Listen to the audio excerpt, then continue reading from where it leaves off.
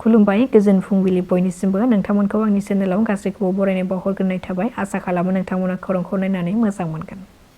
आसामनिफ्राय गुबुन रायजोआव खामानि मावहैनाय फिन आरोबाव सासे सुबुंनि जिउ खहा जानाय सुबुंखौ रौतानि सरबेहेरुवा गामिनि 55 बोसोर बैसोनि नजर आलि होननानै मिथिहोदों।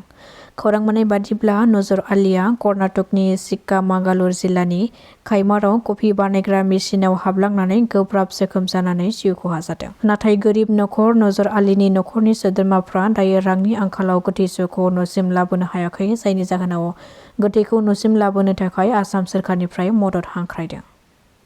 आसामनि गिबि मन्थ्रि डक्टर हिमन्त बिश्व शर्मा बिथाङा मैया एडिआरइ 4 ग्रेडआव उथ्रिसार जानाय गासै 4374 बिजाथिफोरनो साख्रिनि थिसनथाइलाइ गथायदों।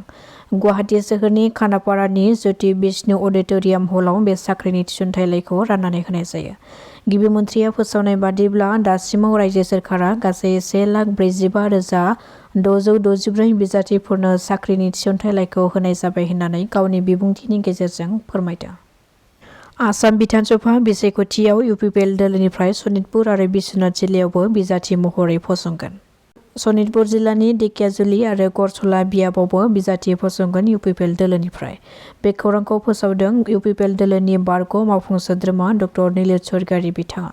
मख'नो गोनांदि आसाम बिधानसभा बिसायख'थिया 2026 मायथाइनि एप्रिल दाननि गेजेराव खुंजानो थांगासिनो दङ। बेखौ नोजोर बोनानैनो इउपिपिएल दोलोआ बातासिपुर ब्लक कमिटिखौ दाफुंबाय। बे खेबाव इउपिपिएल दोलोआ बिटिसिनि बायजोआवबो बिसायख'थिखौ गेलेगोन आरो बेनि साखाफारा खालामनाया दायो सोलिगासिनो दङ। मैयानि सानाव ब्लक कमिटिखौ दाफुंनायजों लोगोसे थाबैनो बुथ कमिटिखौबो दाफुंनाय जागोन होननानै फोरमायथि बावदों डक्टर निलित स्वरगियारि बिथाङा। बशिष्ट पुलिसआ गोख्रों सिग्रोमनायनि गेजेरजों सानै डकाइतखौ हमनो हादों। हमजानाय सानै डकाइतफोरखौ जागिरदनि जाफेद आली आरो गुबुन सासेखौ आब्दुल रहमान होननानै सिनायथि होदों। बेनि सिगाङावबो बशिष्ट पुलिसआ बिसोरनि हान्जानिनो गासै 9 डकाइतफोरखौ हमनो हादोंमोन। बे डकाइतफोरनि हान्जाया गोबां गुदाम न'फ्राव हाबनानै उदखार खालामगासिनो दङमोन। पुलिसआ बिसोरखौ हमनो हानायजों लोगोसे बिसोरनिफ्राय गंसे ट्राक गारिखौबो बोखांनो हाबावदों। बिजेपि दोलोनि आफादगिरि दिलीप शइकियानि हेंथायै बेरेखा दोलोआ दिसपुर थानायाव एजाहार दाखिल खालामदों।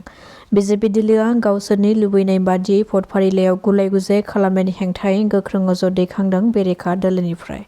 बेखौ लानानैनो मैयानि सानाव बेरेखा दोलोनि सांसद रकिबुल हुसेन, रिपुन बरा, मीराबर ठाकुर, लुरिनज्योति गगৈ, रासेल हुसेन बिथांमोना जयै लोगो नांनानै दिसपुर थानायाव थांनानै एमपि दिलीप शइकियानि हेंथायै एजाहार दाखिल खालामहैदों। बेराफारसेथिं गिबि मन्थ्रियाबो भट फारिलाइखौ लानानै मिया सुबुंफोर आरो सन्देह खालामजाथावना सुबुंफोरनि हेंथायै भट फारिलाइयाव थानाय मुंफोरखौ मोजाङै सायख'नानै दाननो थाखाय गासै जिल्ला बेंगिरिफोरखौ बिथोन होनाय जादों होननानै खौरां मोननाय जादों। बिजेपि दोलोनि आखायाव जेबो रोखोमनि रिपर्ट कार्ड गैया, भट सिखाव खालामनायानो रोखायै नुजाथिदों। बिहाराव राहुल गान्धीआ खालामनाय भट सिखाव खावनाया रोखा जानाय बादि आसामावबो रोखा जाबाय। बिजेपि सोरखारा भट खावनायनि हेंथायै दायो जेबो राहा गैया। बेबादि मोनसे आयेन बेरेखा भट फारिलाइखौ लानानै जों माब्लाबाबो बिसायख'थि जानायखौ लुबैया होननानै गोख्रों रावजों बुंथिदों कंग्रेसनि दैदेनगिरि मीराबर ठाकुरा। तामुलपुर जिल्लायाव मैया गिबि मन्थ्रि डक्टर हिमन्त बिश्व शर्मा बिथाङा उद्यमिता आसनिनि गेजेरजों सेल्फ हेल्प ग्रुपनि आइजोफोरनो चेक राननानै होनाय जादों। गिबि मन्थ्रि डक्टर हिमन्त बिश्व शर्मा बिथाङा चेक राननाय हाबाफारियाव बाहागो लानानै उद्यमिता आसनिनि गेजेरजों गासै गरेस्वर बिधानसभा बियाबनि सा 33,816 आइजोफोरनो 10,000 रांनि चेकखौ राननानै होयो। बे हाबाफारियाव आसाम बिधानसभानि बुंथिगिरि बिस्वजित दैमारी, बिटिसिनि गाहाय मावफुं सोद्रोमा हाग्रामा महिलारी, बिटिसि आयेन आफादनि लेङाइ बुंथिगिरि बिस्वजित गोरा नार्जारिजों लोगोसे मन्थ्रि जयन्त मल्ल बरुवा बिथांमोनहाबो बाहागो लादोंमोन। आसाम बिधानसभा बिसायख'थिखौ लानानै बयबो राजखान्थि हान्जाया साखाफारा जानाय बादिनो बिपिएफ दोलोआबो साखाफारा खालामगासिनो दङ। तामुलपुरनि सेसापानियाव मैयानि सानाव बिपिएफ दोलोनि मोनसे सांग्रांथियारि मेल जानानै थाङो। खौरां मोननाय बादिब्ला बिपिएफ दोलोआ बिटिसिनि गासै 15 बिएफआव बिजाथि होनो थाखाय थियारि जादों। दासिमनि खौराङा एसेनोसै। नोंथांमोना खौरांखौ नायनानै मोजां मोनदोंब्ला चेनेलखौ साबस्क्राइब खालामनानै लानो हागोन। गोजोन्थों।